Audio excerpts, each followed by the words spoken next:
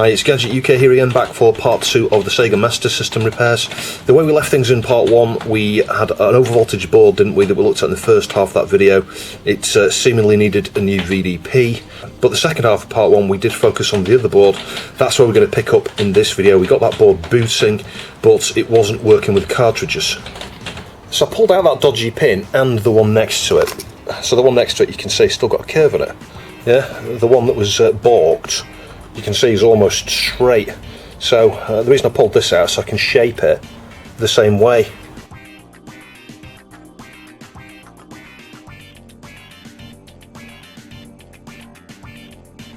So using the logic probe worked out the right two pins here were high impedance, not flashing at all. Now for test on continuity, I know where these are supposed to go. The right hand one here is supposed to go to that via, and there's nothing. And the one next to it is supposed to go to that via, and there is nothing.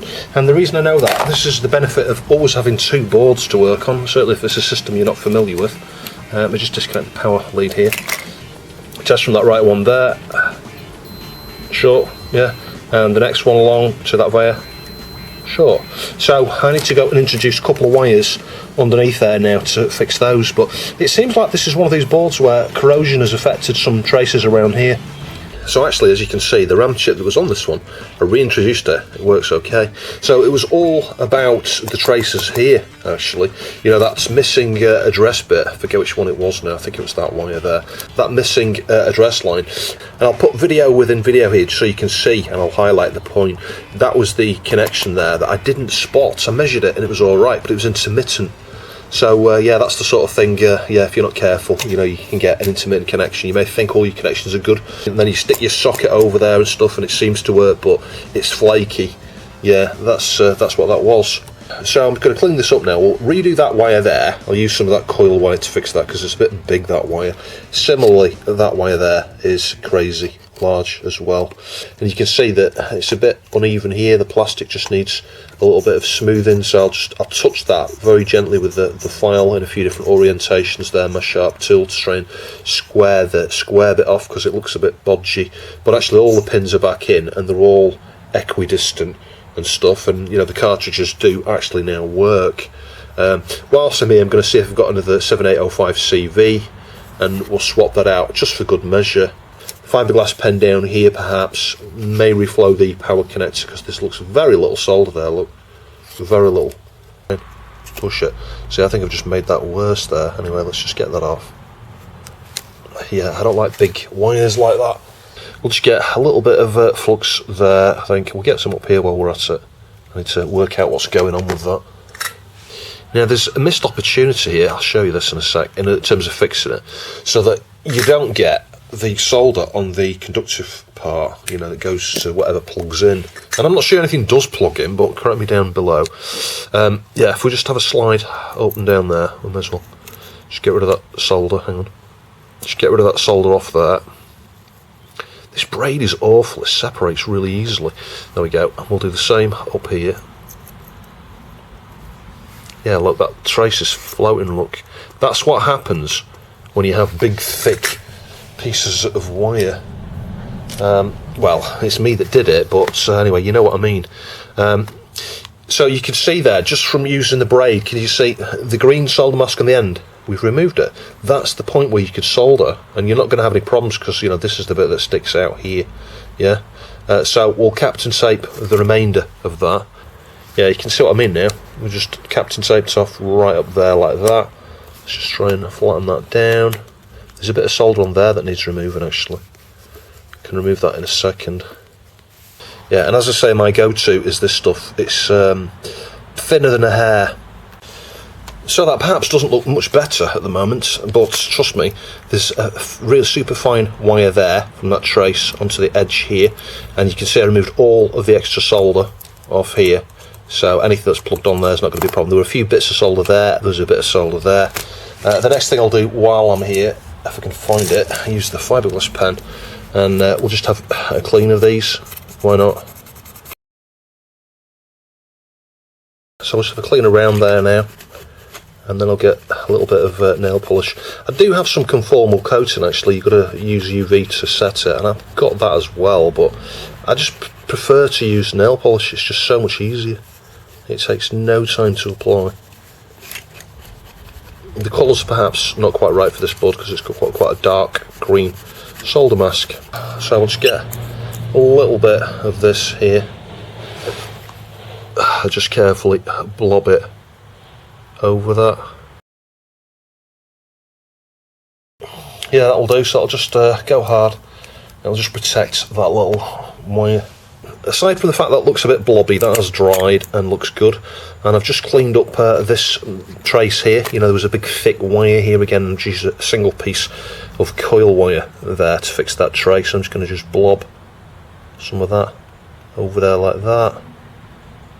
So yeah, pretty big blob again. I don't care, that's just going to protect that, isn't it? The interesting thing with that one, it looks like it was cut. I think there was a bit of corrosion there, and then someone scratched, you know, over it and stuff, and it looks like it's been cut. It's a really weird one, that. Anyway, we'll clean up the underside in a minute. Let's just clean some of this up here. I'm not going to go to town here. There's just the odd bit like that there where it's looking a little bit dark. And of course, if you do this too much, you're going to get copper. We got that a little bit there. There's just a bit here, look. It's just like, look, there, some moisture. You know, oxidisation, just a little bit. It is just the edge of the shield at the end of the day, it's not important. But why not just give it a bit of a clean while we're here.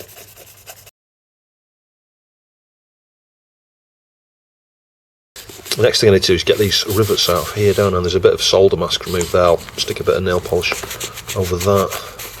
Get onto that, and we're probably going to mark the PCB doing this. I'm trying to bend it that way there, because look, that's the way it's been squashed. And if we just push here, maybe. There we go, that one's out. So yeah, a bit of solder mask there to put on. I mean, it's just on the ground, so it really isn't a big deal. Yeah, that one's, again, been cut quite well, but it's just not been pushed all the way through, has it? If you're going to do this and remove these, why not just get rid of them? Because they just look an eyesore when they've been chopped that way. There's nothing to get onto there. Let's just try and push it. There we go. Just come out, look.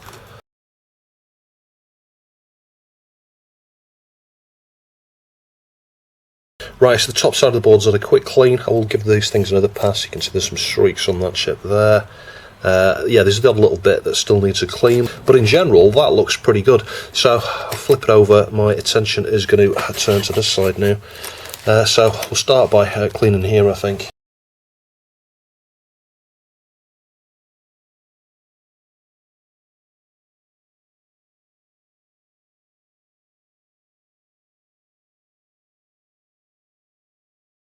As I say, get some fresh solder on here.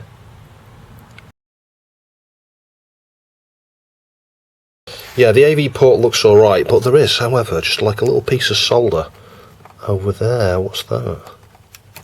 There it is. It's just like a little bit of solder bridging two connections almost. Now I do need to deal with these bits of copper. I think I'm going to use a cocktail stick and some nail polish just to try and very carefully touch up these bits of copper. There are a lot more of them here, can you see? It's incredible how bad those are. Yeah, negative band towards the inside of the board on these. One of them filters, you know, smooths the input power line, and one of them smooths the output, the 5 volts. So I found a brand new 7805. You want 7805 CV. Yeah, you can see even with that, it's not moving it, is it? It's because this ground rail here is huge. Going to need to hold it on there for some time, I think.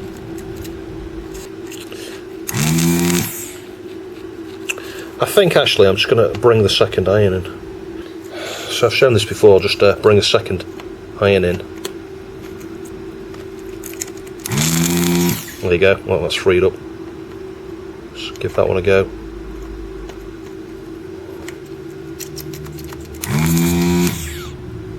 And while we're here, we'll desolder this as well. Might need to use the other iron again here.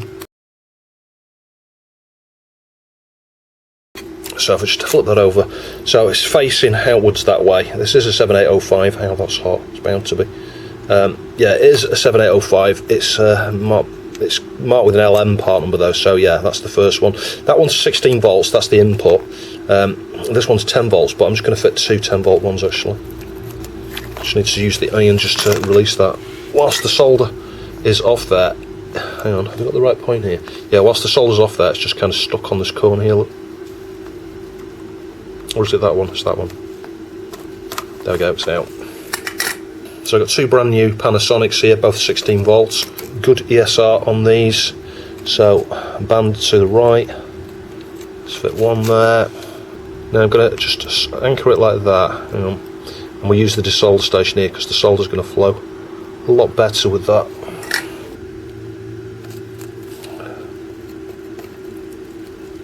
There we go. Yeah, just trying to get a nice equal flow on it. So when you come to fit a regulator, don't solder it in first. Screw your heatsink in. Got a brand new 7805 CV. Then get your washer and your screw. Now I'm going to get some thermal compound on there, hang on. But we'll just get some of this onto a cotton bud here. Get some onto the back of this here.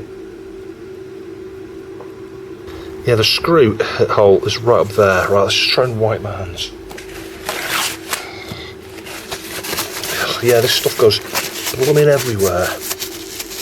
If you've not got dedicated thermal compound like that, if you've got a PC, you know you've changed the heat sinks and stuff at some point in the past, you probably have something like Arctic Silver. You could use that. You're going to get even better thermal dissipation then. But yeah, just put that on. Make sure that's nice and tight, and it is. Clean any excess off there like that.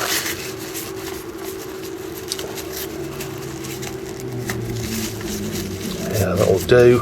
And then flip it over and then solder the points here, because now it's going to be ideally mounted with respect to these solder points. They're not going to get sheared off either when you fit it or when it heats up. Yeah, that one's going to take some while for the solder to flow a little bit. Again, I'll just touch these with the desolder station because it's got a little bit more thermal capability. And of course, do make sure when you cut the legs off here that you don't have any shorts. Yeah, if you have a short there, let's just add a little bit more. Some of it's probably flowed through to the other side. But yeah, if you have a short here, you can have a bad day. Let's now trim these down. Let's give them one final reflow here.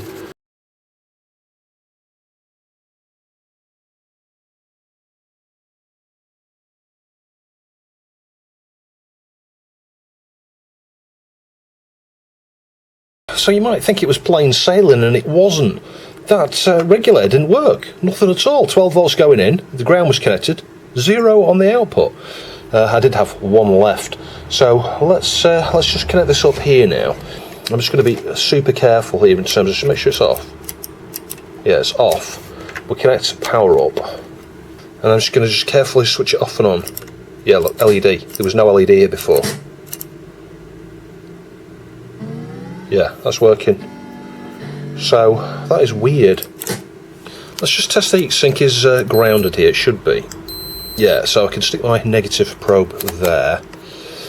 So we could measure from the regulator. I'm just going to measure from one of the pins on the RAM here, because I know that that's 5 volts. And if I just switch it on, yeah, you can see there, 4.94. So anyway, I'm happier in some ways because we've got a CV chip on there now, regulator rather. You could call it a chip, it's a semiconductor, isn't it?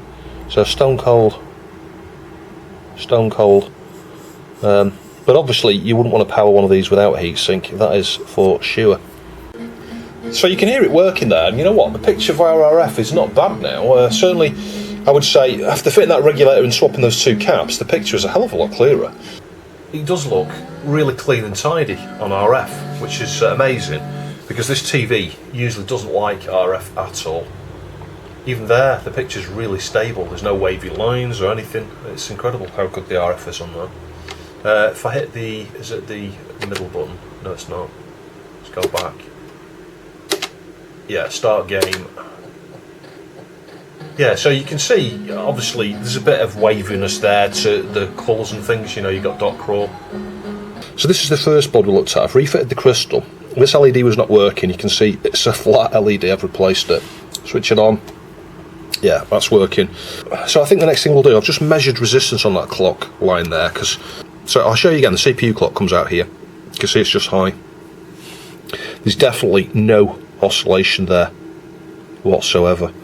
And I can measure the mean of that, the average, you know, just using a multimeter here. If I just put it on volts DC, and if we just measure between ground and that pin, can you see that 4.49 volts? I'll do the same thing on the working one, but yeah, it's just high. It is not oscillating. This can be a good technique for checking clocks if you don't have a logic probe or a scope. But if we measure from ground, and I'll just carefully measure that pin again there. See that? 2 volts.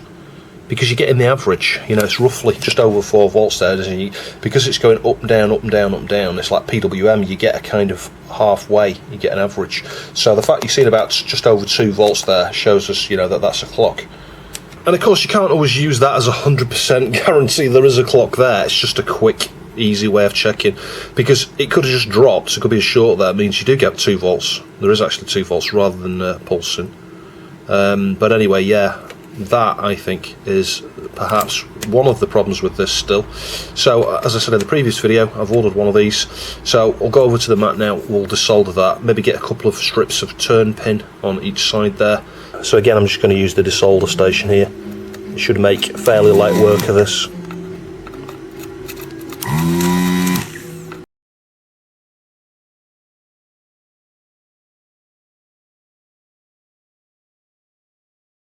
Well, that was a nightmare to desolder. It's not quite off because the desolder station blocked up, and you know what, if that happens to you and it was super blocked, nothing I'd previously done to unblock it would unblock it. I got a fairly long thin drill bit, removed all the bit off the end and everything, and then it would fit down the channel to the point where it was blocked, so I actually drilled it. And I must have spent, I kid you not, an hour trying to unblock that desolder station. The normal technique of having it face down, temperature maxed out, that didn't work, and the solder point that was blocked wasn't at the point where it goes into the chamber. It was bang in the middle of the you know, the metal part where the element and the tip goes and stuff. So yeah, I had to drill it out, no alternative. So let's now see if we can get this up. The problem is here, well, there's lots of pins, isn't there? You know, it's like I just can't get under it, look.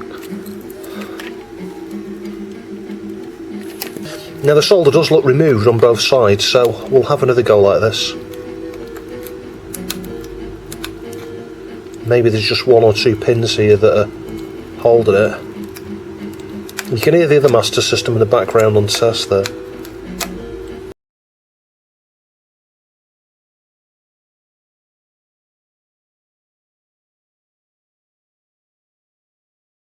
Right, I see the problem. You might be able to see it from there. It's those 2 ground points there. Well, they might be VCC actually, but we've got one here. Despite the solder being all removed from the other side, there's a fair bit still on that side, just on those 2 pins, so I've got a little bit of flux there. And now we're at temperature. Let's just try and heat that 1 pin there. Let's see if we can just mop up. Yeah, there you go. That's bare there. There's a gap around that. And we'll do the same thing over here on this one.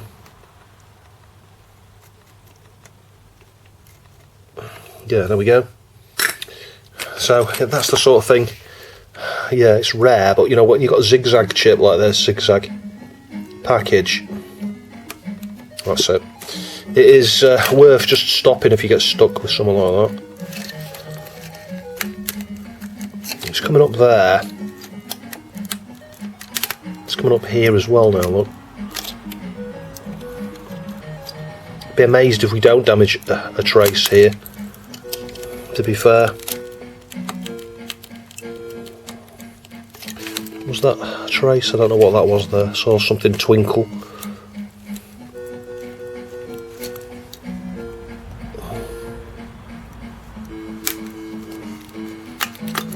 Yeah, you can see I sort of snapped that off myself there. It's the same with this one here. Is that a ground or something? Yeah, it was stuck down here, look. Let's just heat that while I pull it. I mean, I could do the same thing with the braid there.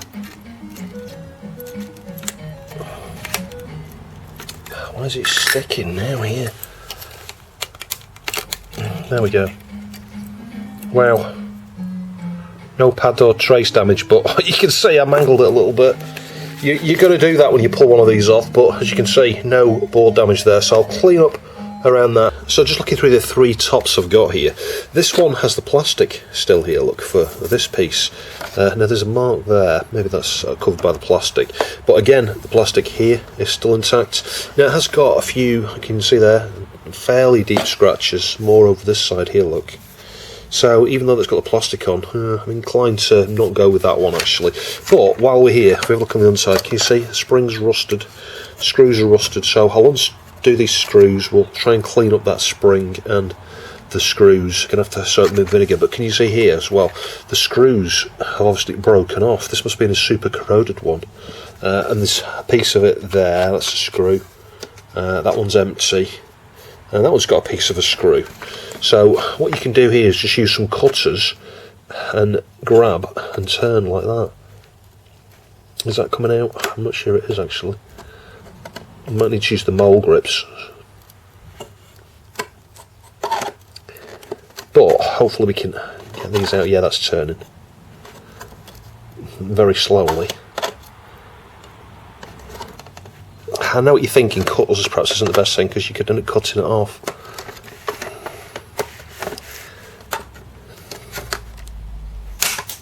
Like that, shot across the room. So, oh, joy. So I showed this same technique on something recently.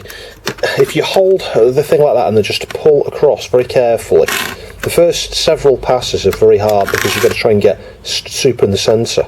Of course you could just use a Dremel, but you can see, yes, we've cut into the top of the plastic a little bit there, but because it's flush there's no alternative. But can you see we've got a flat head there now? So you might now be able to get that out with a screwdriver, but you saw there was the super corroded, the disintegrating, so I don't know, we are down to good metal there. So I'm going to try and grab this with the mole grips like that, because then I can put an incredible amount of pressure. I'm going to try and get this lined up. Yeah, we may need to go deeper. Yeah, I'm not sure that's moving. I think it's actually twisting the metal on here, look. I have literally just damaged the tip on that jeweler's screwdriver. It's not strong enough. I could soak that, you know, spray some WD-40 or something. Let's try a bit more beefier screwdriver here. Yeah, it's not deep enough perhaps, so let's try and go a little bit deeper.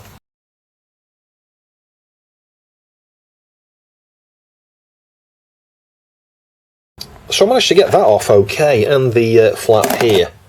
Right, so I've got a couple of these out, can you see? They're absolutely rusted to bits. Now I worked out the easy way to do it, and this was the guinea pig.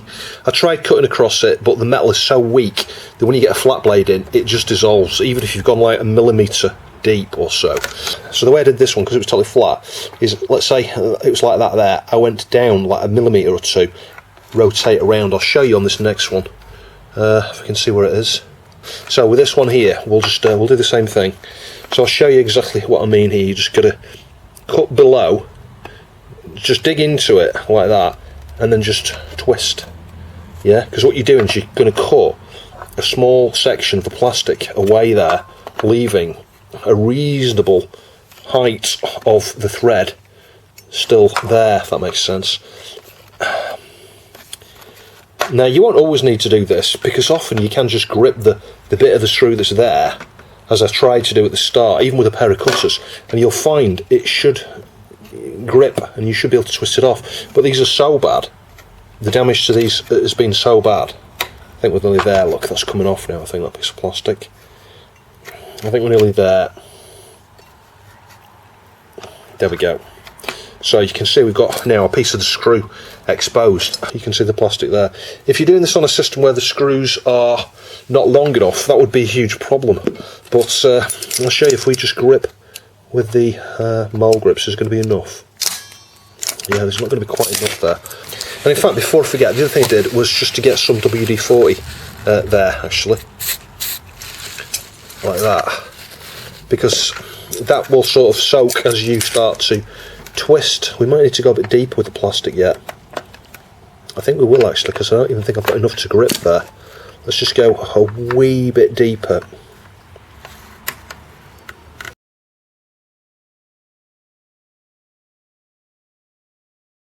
Right, the plastic.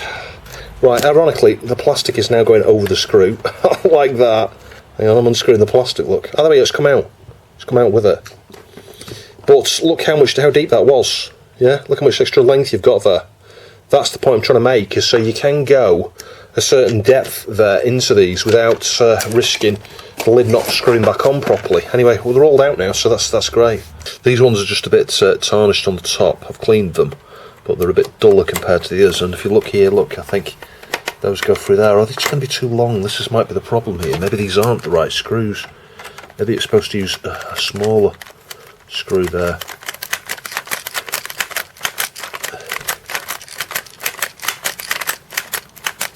Yeah, I'm feeling underneath here just to make sure it's not too long. It's not. That's right. I can just flip this over. Yeah, you can see there's no marks or anything there, so those screws are okay, actually. I think that's why two of them are oxidised. They're probably there because it's exposed. You know, in theory, moisture or damp could get in that part there, so we'll stick those two there. They do feel like they're too long, but they're not. There we go. And all the other ones are like new here, so I've got 6 for the underside, you know, for the lid.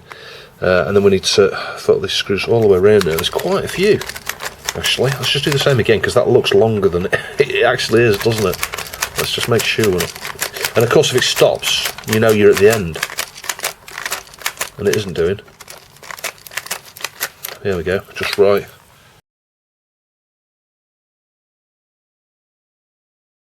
So there's a screw in every hole there. Let's get the lid on. So I've got a few of these to choose from. You can see this needs a bit of a clean up. I might just revisit that in the next part with the lids and stuff, you know, as I juggle these lids around.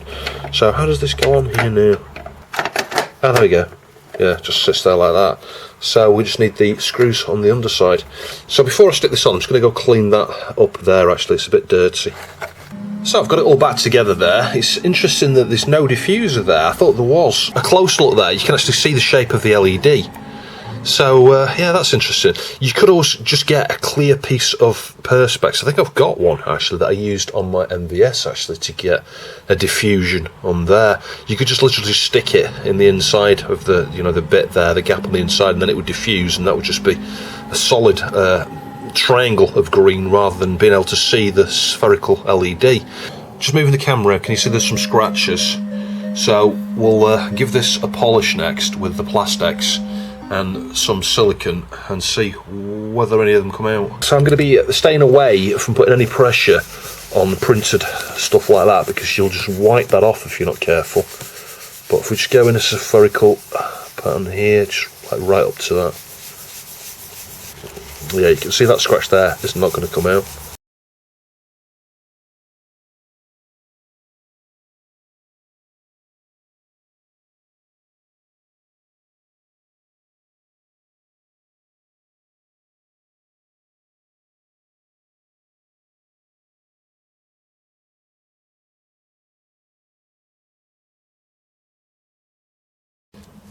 And there we go, that's as clean as that's going to get. The final thing was just use some of this back to black stuff. It's just a silicone wax. You could literally use like furniture polish, pledge or something like that. So let's get the game in and switch it on. And as you can see, it's working fine. I'm still using RF because I can't get my cable. My cable's in a box, under a box, under a box, behind some boxes, at the back of a load of boxes. So one final annoying thing with this, the reset button is kind of intermittent. It's like you can press it, it resets, reset, reset, suddenly it's not working. And you're like, what's going on? And then you reset it again and then it works. So I'm going to try and get this off, and I think there's a gap here on this side. That's a smaller one, that's a smaller one, that's a smaller one. So I think if we sort of, I don't know, try and pull it towards that way, just see if I can massage this out. I don't know. It doesn't look like there's anything that clips on top. Oh, I think I've just ripped it. Have I? Yeah, I haven't put a mark in it. This is the problem. The rubber is so delicate here. Maybe a prodding tool is not the right thing to use. Can you see that? I've made a little mark there, look. So if I'm not careful, I'm going to just destroy it. What I could do is desolder it, because I think I've got some tactile switches that are similar. Yeah, here we are. So yeah, the pin profile is identical there, I think. Is it? It kind of looks it. I think if those were squeezed straight, flat down, the pin out is exactly the same there. And you can hear it. That's a nice tactile one. Now, the issue here, can you see the surface is quite high up? And it's obviously a lot shorter there. So if that was mounted super flat on the board, we'd have a problem, but the legs stand off quite a bit. Yeah, there's like a pinprick hole there, and then there's one over here where, I just touched it, literally pulled it this way with this tool, it put a hole in it. So it's going to be better to replace it, I think.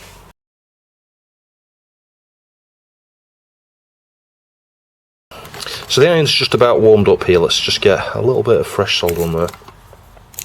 And we'll solder that. There's quite a lot of solder on that on the other side. Oh, it's come off though. Yeah, that's going to absorb tons of heat. Because you can see this massive trace here. And of course it may be similarly thick on the other side. Might need to use the desolder station for this. Anyway, let's just give it some time just to heat up there. Yeah, most of that's out. Yeah, so whilst that's been proven incredibly difficult to suck up there, I think I've achieved it. There's a gap around it. Right, I finally got it off. That was an absolute pain to get off. I just need to make sure I've not damaged those traces underneath it. So you can see it's a lot bigger. There's nothing lost by taking it off. I'm going to be able to clean it a bit easier when it's off. But what we might need to do is just bend these inwards a little bit. I'm not sure. Yeah, you can see, look, there's a difference there, isn't there? So they're going to have to be pointed inwards a little bit, no matter what. That might actually help hold it off the board a little bit.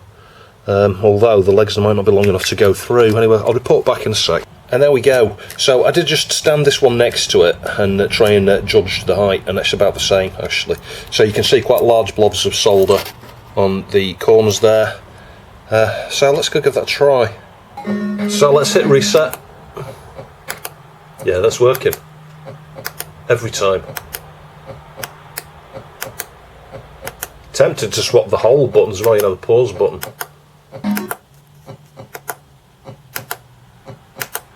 So I've got fingerprints and stuff on this again, so the real test, will it work with the lid on?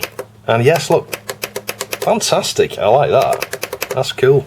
I much prefer tactile switches versus those spongy ones, but this one over here does work. I tested this quite a bit. Pause does work really well.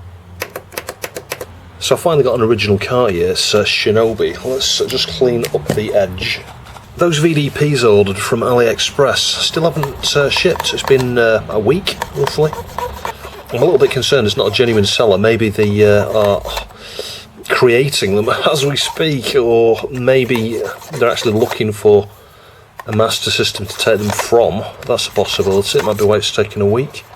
But anyway, so I don't hold out high hopes of getting that other one working.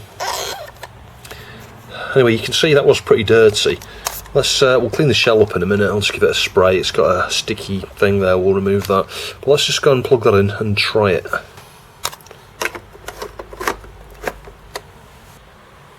Yes, that works. Fantastic. So it's always useful to have an original cartridge to test with.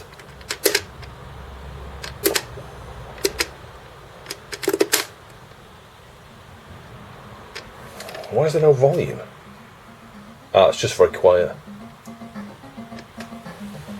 So I'm still waiting for the VDPs to come on that other board, but in the meantime you can see I've got a load of RAM chips arrived from China here, so let's open these and test them on this actually. Yeah, they kind of look reclaimed. Can you see that? It looks little bits of solder on there, which is no surprise because it's probably getting harder and harder to find certain types of chips, although some of these things are still in stock with some sellers. I'm not even sure if that's one of those ones that have been resprayed. You can see actually it probably is new. It's got UM. Is it a UMC part or something that? Yeah, there is something strange there though. I'm just going to get the Fiberglass pen actually and just clean that up before I put that in. You know, sometimes due to humidity, the countries that these have come from and stuff, and where they've been stored, sometimes you can get like a little dark connection. Sometimes on pins like that. I said sometimes, one too many times then, didn't I? I sometimes do that. There we go. Right, let's give that side a little go as well. And you can see the inside there, that same pin is black, just a little bit. So let's just seat it there. It's going to make a connection, I think. Nevertheless, you can see, they are solder coated these or something. We'll use that heatsink actually just to straighten these. This has had a new regulator on it actually. I really shouldn't do this because I'm putting stress there, aren't I, on those pins. Anyway, that's pretty straight. Let's now get that X-RAM out. As you can see, it's the original IC, so it wasn't the RAM, it was the connectivity under here that led to this RAM. It was the problem. That was why we had a floating address bit. I'll stick up top left which one it was. It was the 5th one along here, wasn't it? It's obviously easy to work on when you've not got that blooming heatsink in the way. So pin 1 is the right hand side.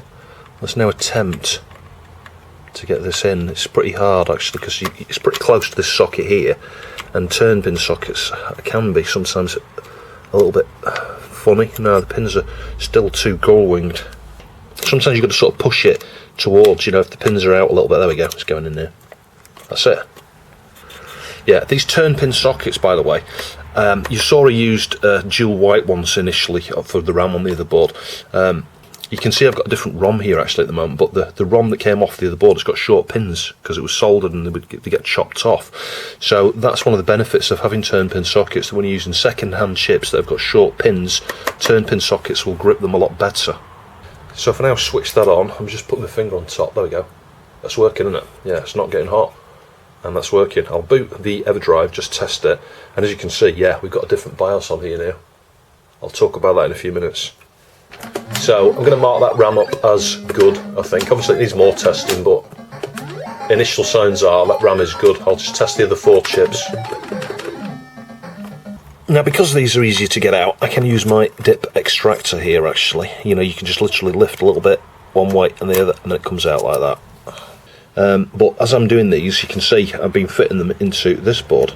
So the one thing I don't like about this board, I've got mismatching sockets, haven't I? I've got some dip sockets and some turn pin. But yeah, anyway, if we do it this way, we know that these chips are all good, and we'll have sockets ready to be able to test this. And I can get the BIOS back in there actually. Now we've got another BIOS over there.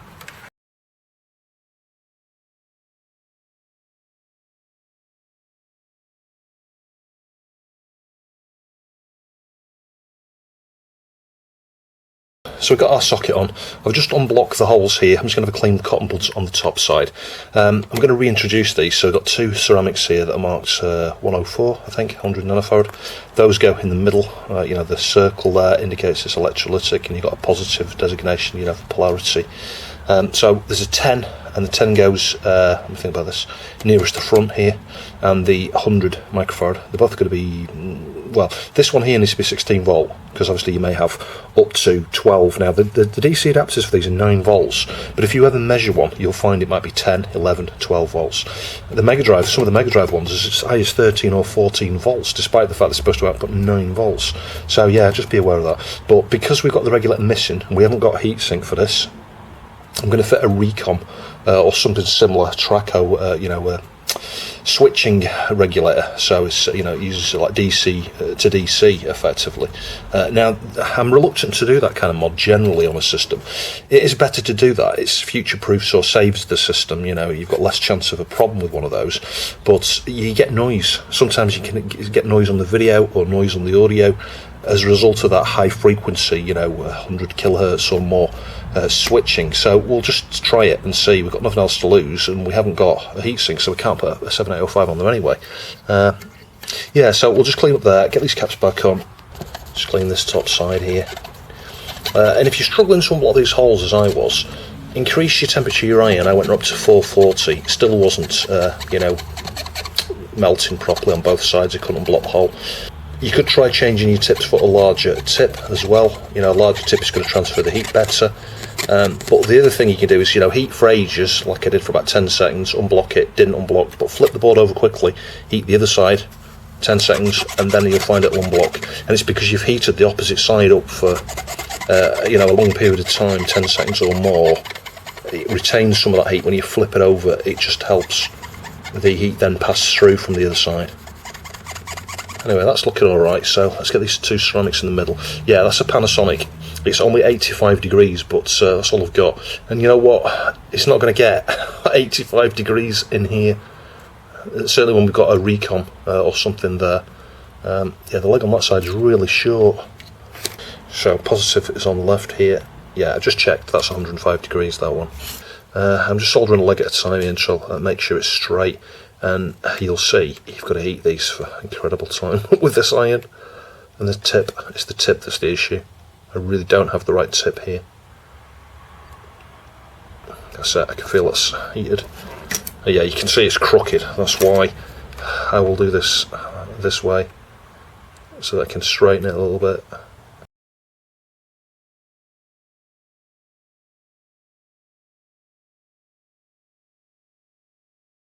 So I've got a Traco TSR-1-2450, and looking at the data sheet, it's yeah, that column there, 6.5 volts to 36 volts DC input, output voltage 5 volts, efficiency 94%. Yeah, output current max 1 amp. That should be alright. We've seen that without a carton, when they're fully chipped up, these, you know, all the chips are in there, it draws just less than 400 milliamps. So up to 1 amp, that's going to be no problems at all. Even with an EverDrive, you're probably only looking at 500-ish milliamps-ish, somewhere around that region, maybe 600, if the EverDrive's consuming more than I think. But anyway, we'll straighten the pins up. I think I tried this on a bread bin or something and I got noise, which is why the legs are a bit bent. Yeah, so we've got the pin out there, we've got voltage in, ground, voltage out. That's just the same as a 7805, so pin 1 is the dot there, so that's where your voltage in goes. Yeah, from what I understand it goes this way then. So you want pin 1 down here, I think it's marked there, 1 actually, or it says in, common, out, ICO on the board, can you see that? So yeah, it wants to go that way around. So, now bear in mind it's got nothing to solder onto on one of the pads here, have we? So we do need to double check that once this is in place, I can mount this almost flat look. Now I probably will just lift it a little bit. We'll solder at one point here. And then I'm just going to pull it off the board just a tiny little bit. There we go. I think the pads might even be missing there actually. That's going to be fun. Yeah, so there's just like a little gap underneath it there. It's better if you do that because you've got a bit of, I'm reluctant to say air circulation because there's nothing going to circulate in there, is there? And of course what we can do here, and this has already been done to this actually, that pin had been bent over. We can bend that middle pin over to reach to the ground. Just a little bit, there we go. And then we can join it up to the ground easily here. I'm not going to go crazy, there's lots of solder there, look already. Yeah, that's still looking nice and straight. So the problem we do have is the side over here. And it really is another one of these pedantic things, you know what I'm like. But all of that really super blobby solder is bugging me there. It just looks a mess, doesn't it? So I figure, why not just have a little mop up here.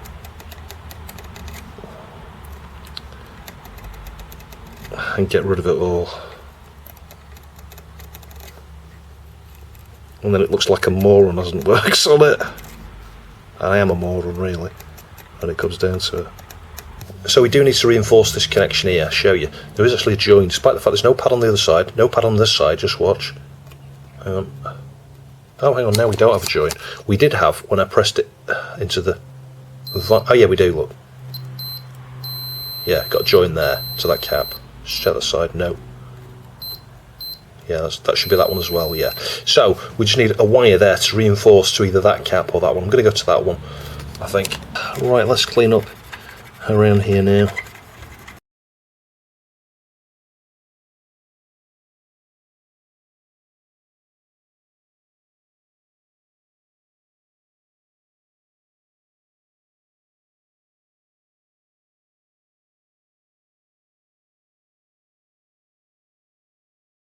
Right, I made a mistake there actually. The 10 was supposed to be 100 and the one that was missing up here was a 10.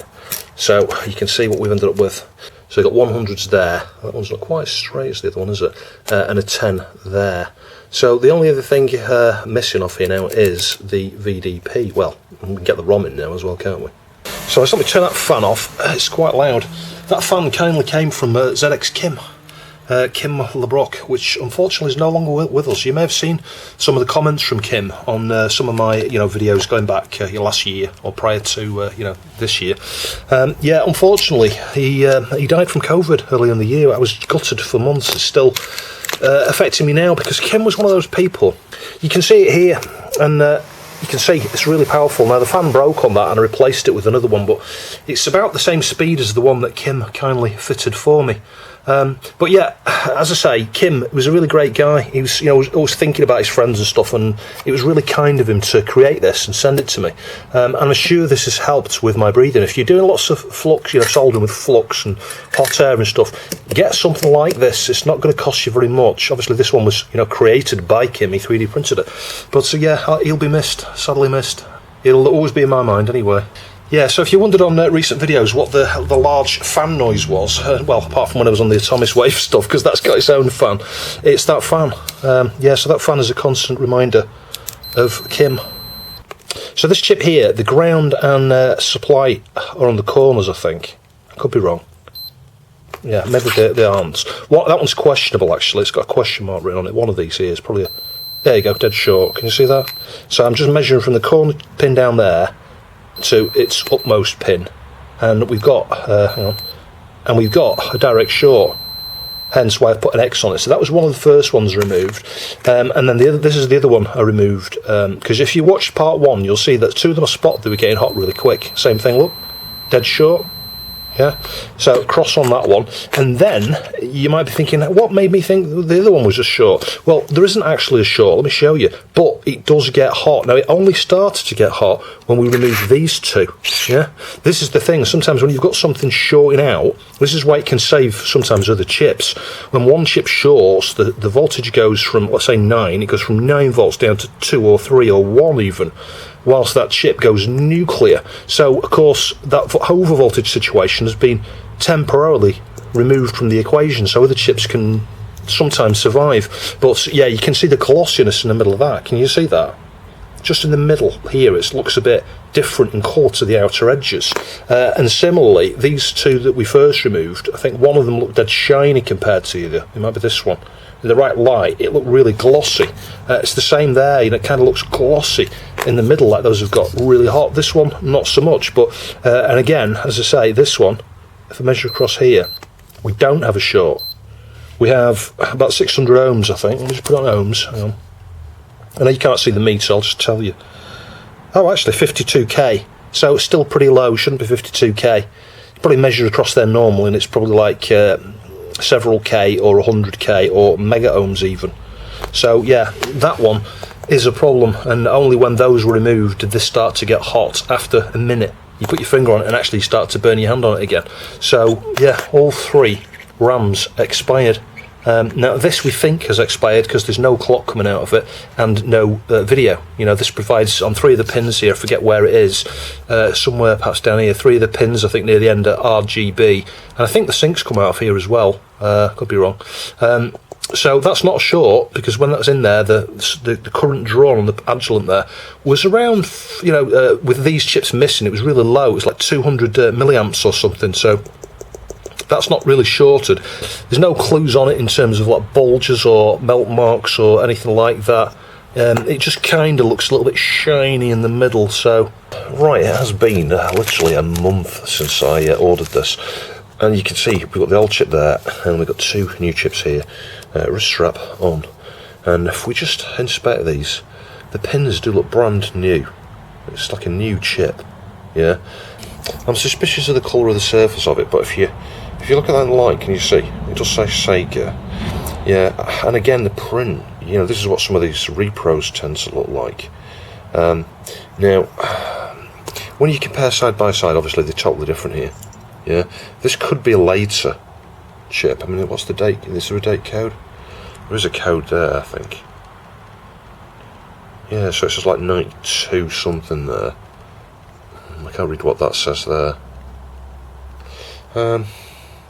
So yeah, suspicious, very suspicious.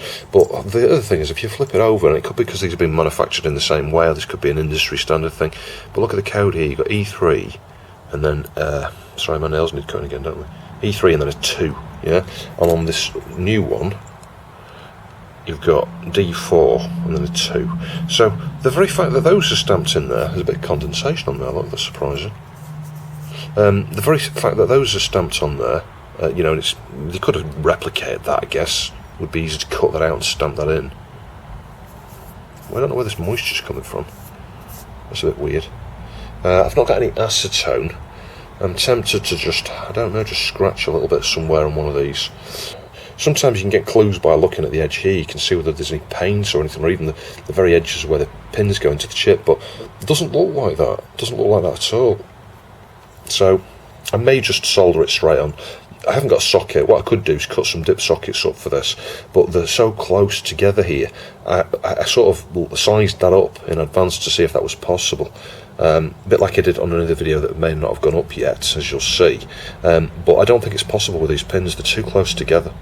It would just look a mess. So I think I'm just going to just go for broke, solder this on. The other thing, of course, we could do is, and I may just do this now actually, is just measure between VCC and ground and compare to the working one, the working board, and just see if we've got the right kind of resistance there. And I'll also do the same thing on RGB pins. There's 3 RGB pins, and maybe the clock pin for the CPU, and measure between resistance and ground and resistance, you know, VCC, and see if they look similar to what the working chip measures on board.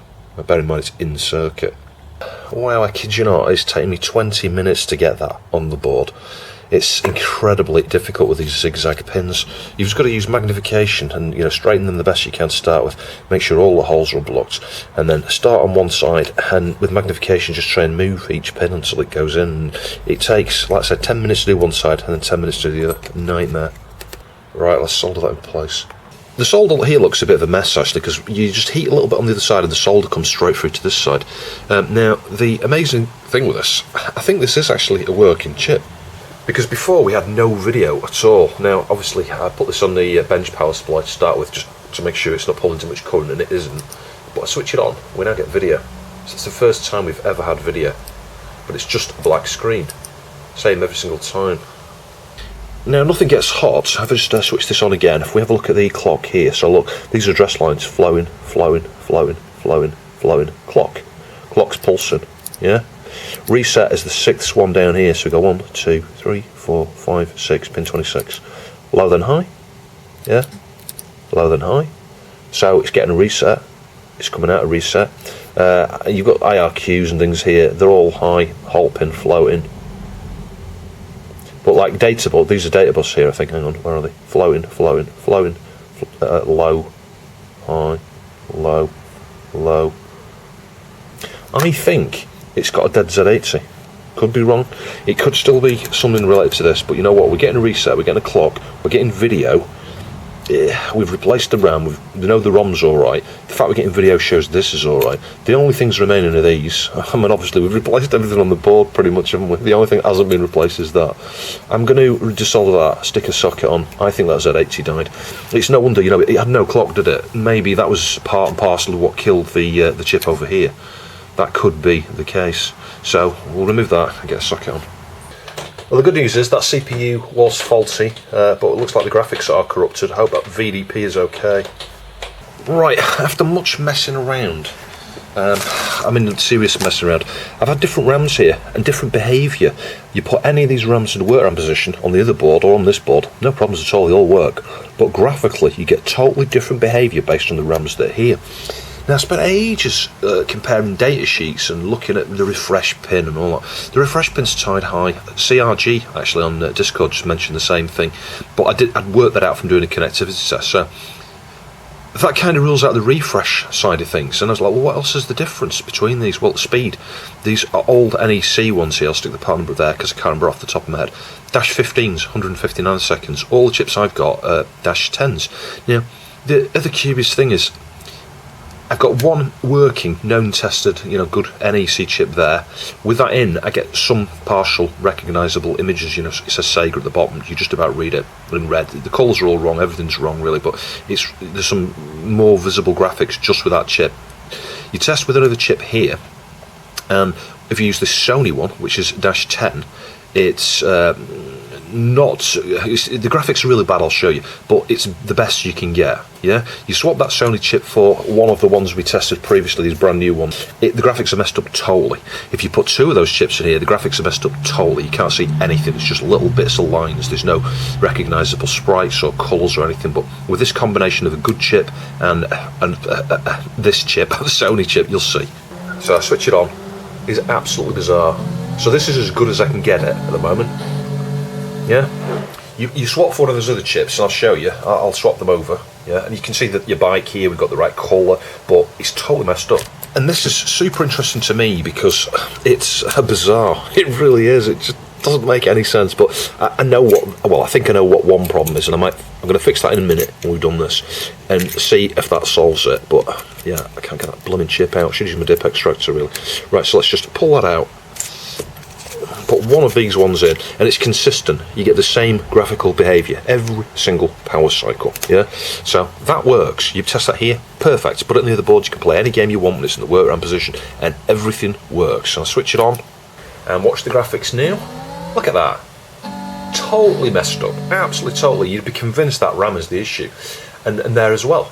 Now it's exactly the same with all of the replacement ones of the same manufacturer. They all behave that way. So that is strange, and I was like, well, how was the Sony one behaving different to these ones? They're all 6264s, the pinouts all match, the refresh pin isn't used, it's not a not used pin on all of them, I think. The 6264 I've got, sorry, the Sony one, it's not a 6264, it's a 6256, so that upper pin is used, but it's constantly high, so it's not like it's flipping state. So in desperation, the last thing I did is Logic Pro Glue around here, everything fine, went around here, oh, hang on a minute, the 7th one down from this side here, flowed.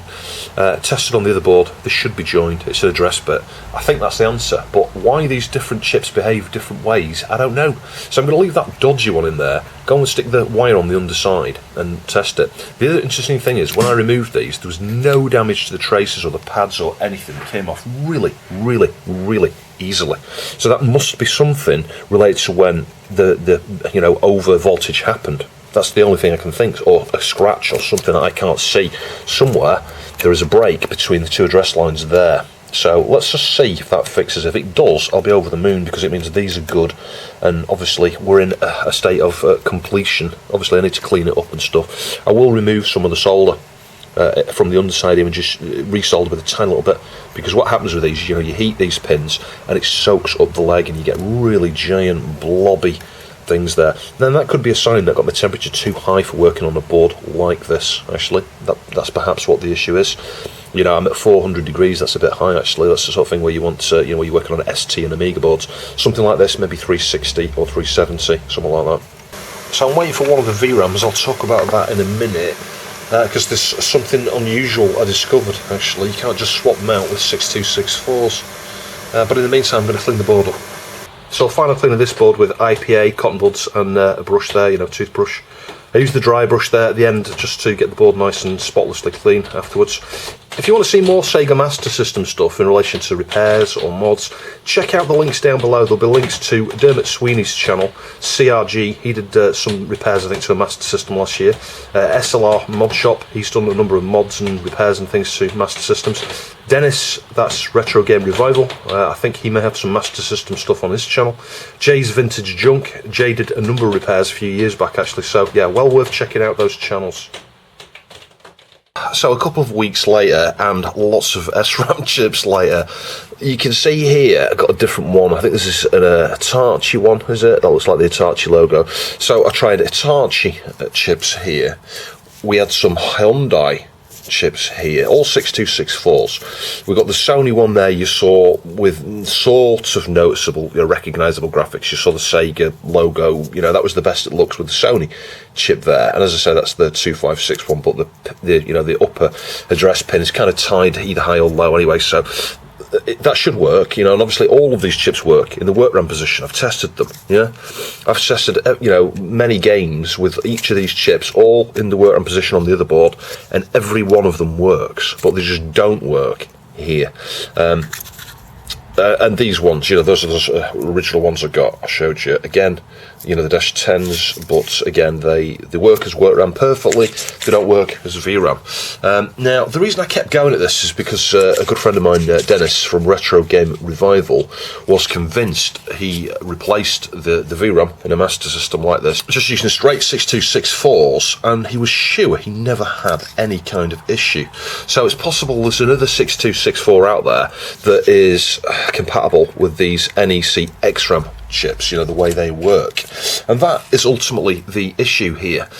I don't know exactly what is going on, but I think what's happened here is the design of the VDP is tightly coupled into the timing, the design of these NEC XRAMs, and it may be making use of a specific function on here that differs to standard SRAMs. What I mean by that is, looking at the datasheet, one of the first things I did notice when I was trying to work this RAM issue out is you've got like a late write, an early write, an early read, and a late read, I think. So you can do stuff, you can read and write to this earlier than you should be doing, versus a standard SRAM, I think.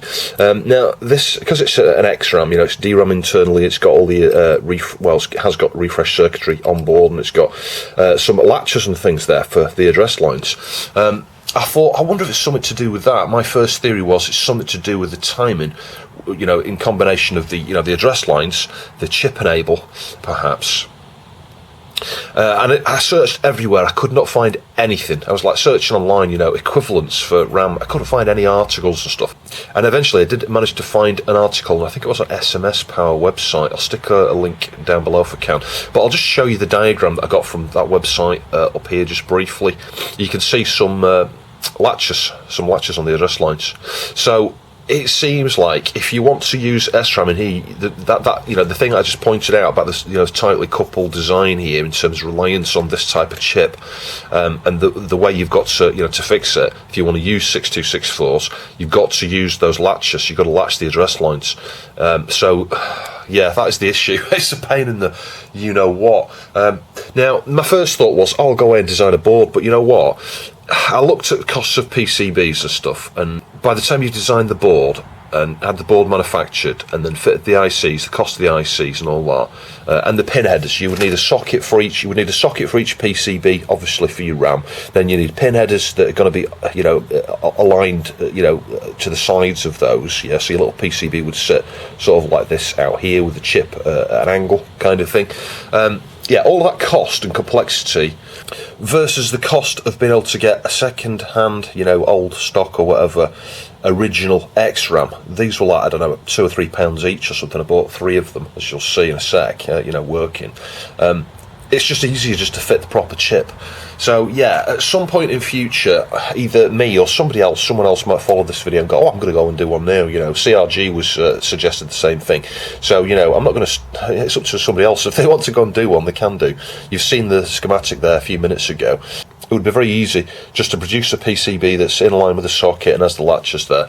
You need 2 latches on each chip if you're going to do them as separate little PCBs for, just to replace one RAM chip at a time. That's the way I would do it. In that diagram, I think they use 2 latches, and because the address lines are paralleled up between these, you could just have one PCB with going to 2 different chips, but you'd need an adapter for the other one, without the latches on it. But then you need wires, if you see what I mean. So it's easier to have a little PCB with 2 latches on each. In any case, the new chips have arrived, and if we pin one to the right here. So anyway, long story short, turn pin is better for chips you've desoldered. Dip sockets are better for chips that have not been had the pins cut down. So we've got the Hitachi chip there. Any of the SRAMs work in this position, and then we've got 2 of the proper XRAMs there. So if I now go and plug in the power. Finally, you can see we are there. It works. That's a long journey on these Master Systems. It's been very interesting because we've learnt a few things, I think, together here. I had no idea that the RAM on this was so coupled into the design of the VDP. So yeah, you can't, this is follow on from part 1. In part 1 I said, let's see if we can use these RAM chips. Well, you can for the work RAM. You can't just swap out the VRAM with any old SRAMs. There may be some SRAMs out there that have got a similar kind of design with the early write But it's anybody's guess. If you know of any RAMs, please post them in the comments down below. It would be interested to test some of those and show whether those work or not. And of course it is really annoying because it means that when those NEC RAMs run out, you've got no choice but to design a little PCB or something. But yeah, I'm very, very pleased. Let's plug a controller in. Let's just make sure that starts. Yep, there we go. It's launched, isn't it? Yeah, so hang on is working. So we're using the original ROM, as you saw me test in the previous video. Now we were using that on the other board, but yeah, so let's hit start. Let's just turn that up a touch. What's the button? No, it's that one. There we go. So control inputs are working. That's a good sign. The control inputs come from the gate array, actually. There we go, top gear. Takes a bit of time to get some speed up when you change gears too soon like that. So very pleased, both boards working. What is incredible is how many ICs were bad on this board. There's literally nothing left. We haven't really repaired the Master System, we've built a Master System. And you know what, it gave me some more thoughts as well actually when I was ordering the replacement VDPs. It did occur to me there are so many of these left in stock with this seller. The seller's got like 1,000 of them. And they do seem to be new original Sega parts. In theory, you know, you can get Z80s off the shelf, you can deal with the ROM in terms of an EEPROM, you can deal with the RAM in terms of SRAM and some latches for this. The only thing you've not got at the moment that you're able to buy, well, you could probably replace this encoder with something suitable. You could even just have direct RGB out or something. But this here, if you had a small CPLD to replicate the logic of this, and this, what is this doing? It's doing the chip enables for the chips here, I think. You know, to select the various chips. It's, you know, address decoding. There's some address decoding in there. Yeah, it's kind of like the backbone of the system in regards to address decoding.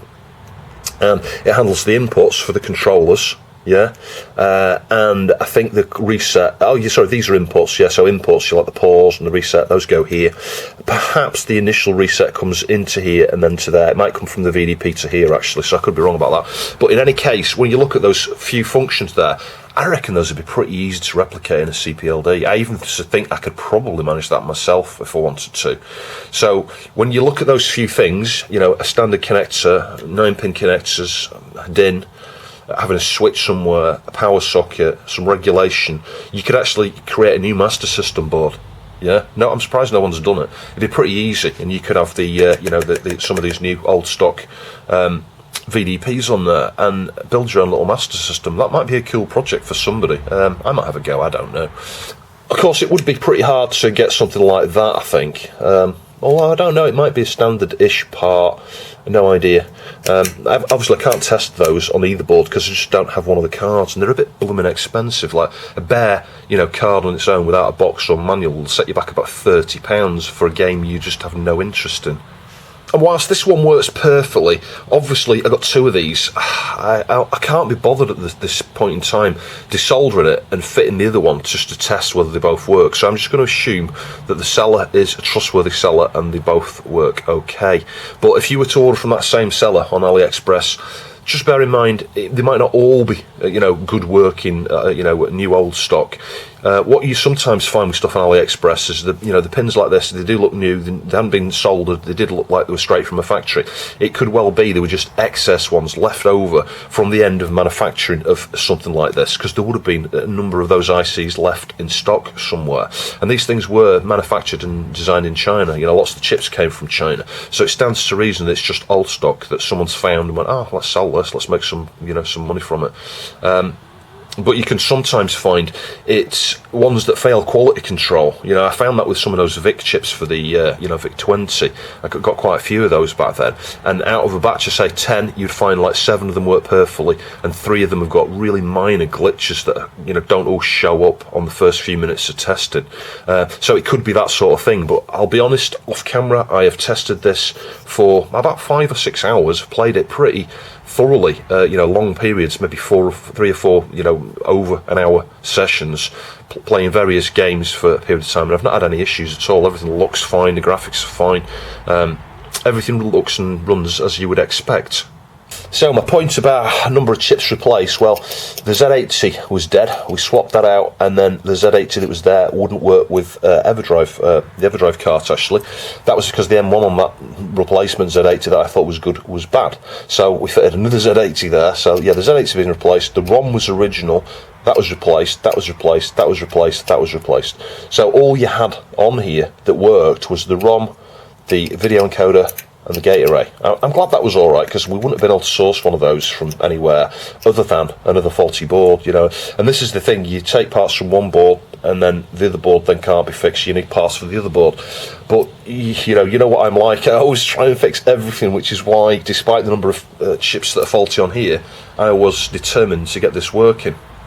This board, of course, is now more resilient in terms of having the DC to DC on here. You know, this stone cold. You can have this on for hours and hours and hours, and this gets stone cold. Not like you know, a linear regulator where it's converting the excess, you know, the additional voltage, you know, to drop down from say 9 volts to 5 volts gets burned off in a number of watts of thermal heat. You know, and that's why you need the heatsink. So we didn't have a heatsink with this, so it just made sense to fit that. And I think also it's kind of like a gift to the board, really. You know, the fact that the regulator on here was the thing that killed everything. Why would we want to even risk sticking a 7805 back on here? You know, you could argue it's a good idea to do the same thing to the other one, ditch the heatsink on the other one, and just have a DC to DC on the other one as well. So it should be good to live a number of other days. Of course, you know, this chip will have been exposed to the overvoltage, but it seems alright, doesn't it? The other thing's probably saved it. The thing is, you see, when you got like 9, 10, 11, 12 volts coming through onto here, it may take a period of time before that voltage goes down to a level that's low enough that other things can survive. So, you know, if someone could have left it on overnight, that's typically what happened a lot with these sort of things. You know, people left it on, switched the TV off, went for the tea or to do the homework when they were younger or whatever, and then forgot it was on. And it was on all night, you know, so at some point the regulator fails, the voltage shorts across, you know, it could be, you know, you're at school all day, you come home, oh, my Master System's not working, what's going on? And, you know, it's because sometime while you're at school or something, or, you know, asleep at night, it's, you know, start popping the chips, and then as more and more chips shorted out, the voltage dropped, saved the few things that were left on the board. But we can now remove the bad, because it's not bad, it's finally good. Yeah, so it's not too bad under there now, actually. You see that? You know, the solder points there don't look that clever, but you know what, that's not bad, actually. You can see the bits of nail polish around there. Yeah, that looks, you could argue that looks a mess. But all I've done here is just cover up any bits of copper where it was, you know, golden. It was shining through there because of whoever, you know, removed the socket there originally. So actually, it's not bad. It's not bad. It's not come out bad at all. But the other mysterious thing for me is you saw, I think in the first part, when we removed these two chips here, and there was no damage. It was pristine here, yeah, on the top side and the bottom side. So it's not like we, you know, damaged severed a trace or something. There was no damage on these two pins here. Yet somehow those were not joined when I was doing the connectivity testing when we had weird graphics. So, you know, that was half the graphical problem, but it wasn't the entire problem. It was, you know, a case of the RAM was the issue. You know, it doesn't like 6264s. And looking at the top side here, I can't see any damage related to that at all. So that is really odd. I think perhaps the overvoltage burned the trace out. I think if we followed that trace wherever it goes, can you see how dark the PCB is? It's really hard to actually follow some of the traces when they run right next to each other. You know, there are traces here and you cannot see them. That's one of the things with these boards. The solder mask and the colour of the PCB are so similar, it makes it really hard to see the traces. And of course, there's a bit of a mess over here where the regulator was. You know, those solder points don't look so clever there. It's just really hard to solder those VDPs. You know, and you can see a little bit what I mean here. You know, the solder flows up some pins more than others. That can be a sign that your temperature on your iron is a bit too high, actually. But you know, can you see here? It's not as clean and tidy as I would like that. But I am not going to mess with it. I don't see any point. It just looks a bit blobby in places on that. But anyway, that is a good chip. And of course, and it goes without saying, that there is nothing cost effective about doing a repair like the ones you've seen in this two-part series here. One of them was a logical, affordable repair, in the sense that I think, you know, all we did is fix some trace damage, didn't we? You know, that first one. the board that ended up working properly in the first video was a repairable board. This, you know, would really just be for spares, really, you know, spare parts. But as you know, my channel, no expenses spared. It's like I don't care about the cost of actually repairing something. I'm more focused on getting it up and running regardless. Yeah.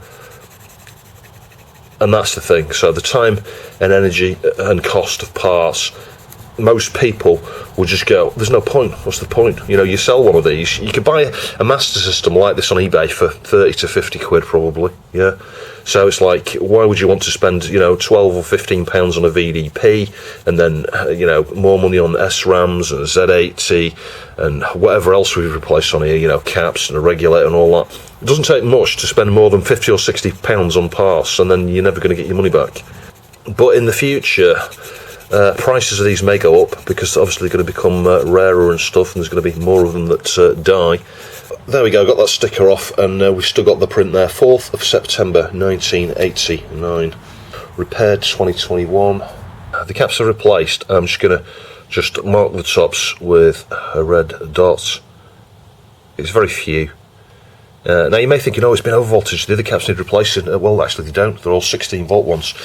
So you wouldn't really need to rush in and replace them, but it's a good idea to swap the ones around the regulation here anyway. And I'll just stick a red dot on here as well. You know, often if I've partially recapped something, I'll put on here partial recap and put the red dot. But yeah, it's just clear. Someone looking at it, they might see that red dot and go, oh yeah, there's 3 caps have got red dots on. You can see they've been swapped. I'm not sure if I just filmed that. I just reflowed the solder around there, and then I've just cleaned off with IPA and a cotton bud. You can see I've got some replacement self-tapping screws here because there were no screws for this at all. Now this was on the back of the Amstrad CPC video. Actually, I had loads of different sizes that I got to trial on the CPC. These were not used on the CPC, but it just so happens that these are the perfect size for these motherboard screws here.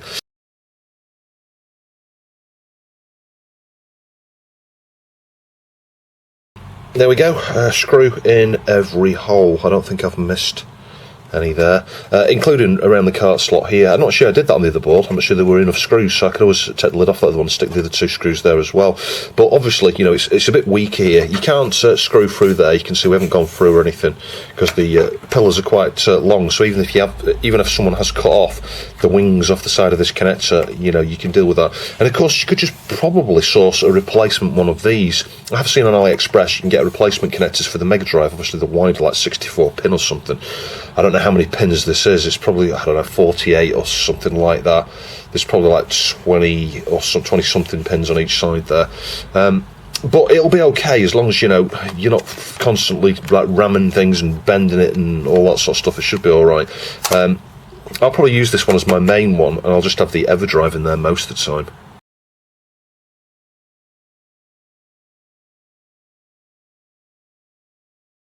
And our final decision is which of these 2 lids, because we had 3 lids in total. So yeah, this one's got the plastic in place, so you can see, you can peel this off and it'll look like new. But if you look at this, it's pretty scratched up. Look at the scratches there, yeah, and here, and here. There's a pretty noticeable one. It does have the plastic on the bottom as well.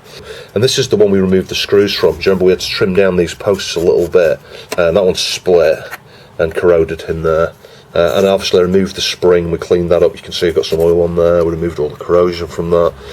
That's a bit short. All the other ones are okay. So that would go on to there without an issue, but yeah, it's just a little bit beat up, I think, so keep that one as a spare.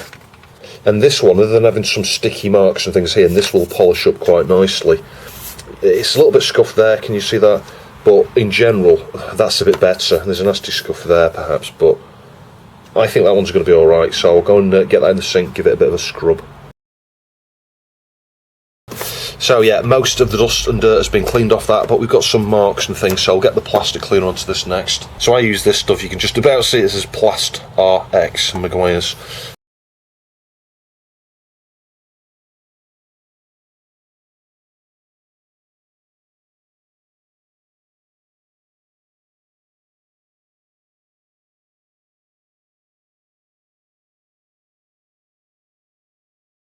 So the final thing is to get a little bit of polish on there. I use this Simon's Back to Black. It's a silicon based type of polish, just a little bit like that.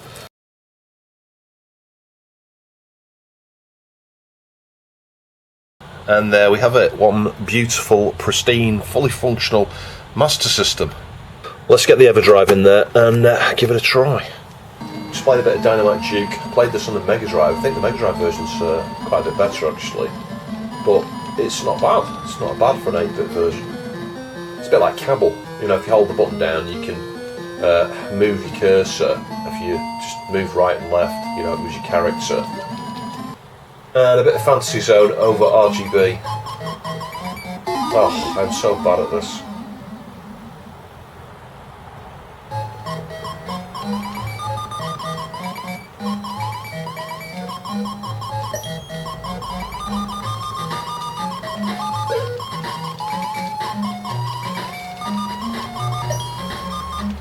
Oh. So back over to the first one we fixed earlier on. I've just took it back to pieces because there were some screws missing. I'll show you. There's the ones for the cart ports over there and the one for the centre of the board. All the other screws were provided for this one, but it didn't have, let's say, a complete set. But there's the chip. Now, because we were one ROM down, you know, we borrowed the one with Hang On from the first board to test this at the end of part 1. Well, I needed a ROM. I went away and got SMS Loader, which is you know, a publicly available ROM that's a BIOS replacement, and all it does is it pops up that loading screen you saw, and then it just pops up with a menu that allows you to choose which slot to boot from.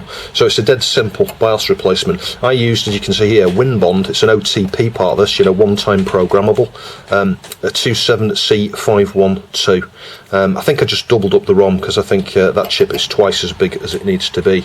So I will need to order some more of these screws. You can see actually they're a bit different. So they're not quite as long, but they've got the same sort of thickness and thread as the original ones. Yeah, but these work really well for the motherboard replacement screws here. If you know, you like me, you get a board and a case, and you've not got a set of screws.